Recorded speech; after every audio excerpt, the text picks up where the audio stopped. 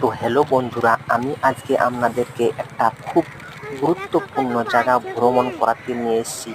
যেমন দেখতে পাচ্ছেন এই জায়গাটা হচ্ছে অ্যাকচুয়ালি যে আমাদের বিশ্বকবি নোবেল প্রাইজ প্রাপ্ত যিনি রবীন্দ্রনাথ ঠাকুর, ওনারই শহর বা ওনারই গ্রাম।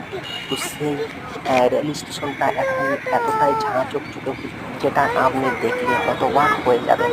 তো ওই শহরের আশেপাশে রয়েছে আমার গ্রাম ইলাম বাজার। তো চলুন এখন কতটা উন্নতি হয়েছে বা এই বাহিরটা কতটা ঝাঁচকচকে হয়ে গিয়েছে আপনি দেখতে পারেন।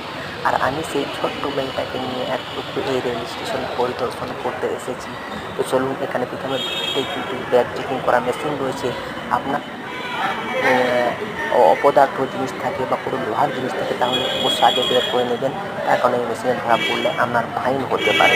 তো চলুন, এখান থেকে বেরিয়ে এসে লিফট বাস। বা রানিং সিঁড়ি, সেখানে এই মেয়েটা খুব আর্জি করার জন্য আমি তাকে একটু এই মেশিনে বা রানিং সিঁড়িতে এদিকে তাকা। চাপালাম। সে বিনা ভয় ভয় লাগছে? করেই সে উঠে হ্যাঁ? পড়লো আর উঠতে সিঁড়ি রানিং করতে থাকলো। সিঁড়িতে উঠতে ভয় পায়নি।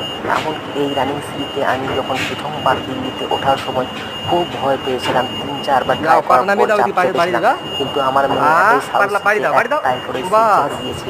তারপরে সে বলল, না এই সাইডটা একটুকু দেখে নি, রেল স্টেশনের উপরটা থেকে নিচের দিকটা দেখতে লুকটা কেমন লাগছে, তার জন্য আর একটু ক্যামেরাটা ঘুরে আমি দেখে নিলাম।